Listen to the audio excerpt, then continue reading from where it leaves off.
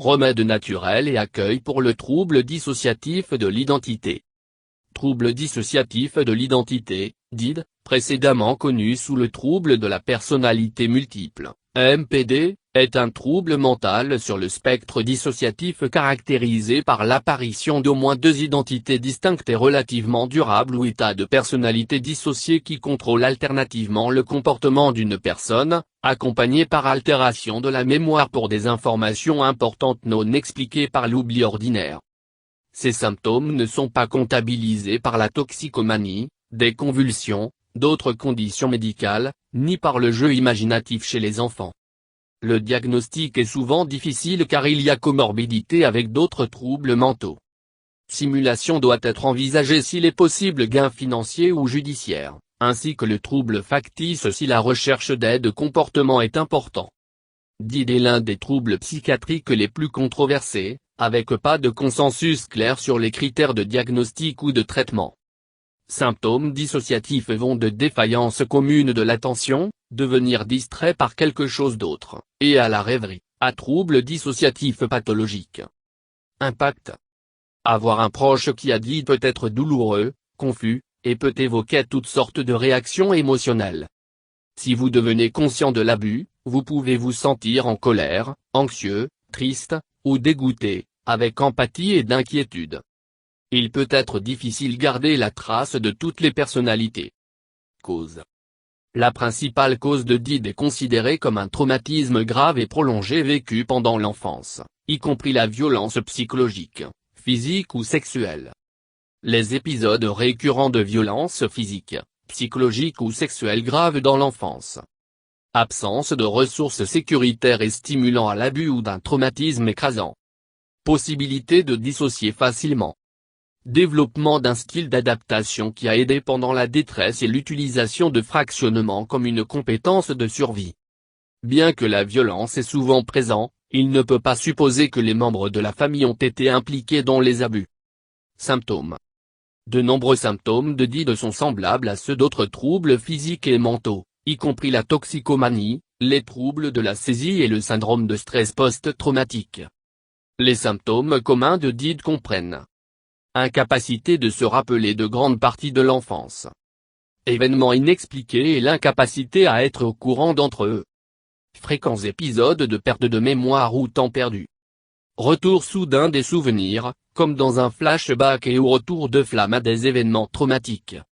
Les épisodes de se sentir déconnecté ou détaché de son corps et les pensées. Hallucinations. Expériences hors du corps. Les tentatives de suicide ou d'automutilation. Les différences dans l'écriture de temps en temps. Modification des niveaux de fonctionnement, de très efficaces après des handicapés. Les personnes DID peuvent aussi avoir des problèmes avec dépression ou saute d'humeur. Anxiété, nervosité, crise de panique et les phobies, flashbacks, des réactions aux stimuli ou déclencheurs. Troubles de l'alimentation. Problèmes de sommeil inexpliqués, tels que l'insomnie, les terreurs nocturnes, et la marche du sommeil. Maux de tête ou la douleur dans d'autres parties du corps grave. Dysfonction sexuelle, y compris la dépendance sexuelle et d'évitement. Traitement. Psychothérapie. Le traitement de DID se compose principalement de la psychothérapie individuelle et peut durer une moyenne de 5 à 7 ans chez les adultes. La psychothérapie individuelle est la modalité la plus utilisée par opposition à la thérapie familiale, le groupe ou les couples. Family Therapy est recommandée pour aider à éduquer la famille à propos de DID et de ses causes, de comprendre les changements qui peuvent avoir lieu que la personnalité est réintégrée, ainsi que d'aider les membres de la famille à reconnaître les symptômes de récidive. La thérapie de groupe peut être bénéfique, en plus de la thérapie individuelle, à condition que le groupe est exclusivement réservé aux personnes souffrant de troubles dissociatifs. Les personnes DID peuvent parfois avoir des revers dans les groupes de thérapie mixte parce que d'autres peuvent être gênés ou perturbés par les commutateurs de la personnalité. Hypnose clinique. Malgré la controverse au sujet des thérapeutes implantés de faux souvenirs par la suggestion, l'hypnose clinique peut être utilisée en conjonction avec la psychothérapie, lorsqu'elle est effectuée en toute sécurité par un thérapeute qualifié. Remèdes maison, herbes et compléments alimentaires pour troubles dissociatifs de l'identité. Maca. Maca superaliment a été utilisé depuis des milliers d'années par les populations indigènes des Andes comme un aliment de base.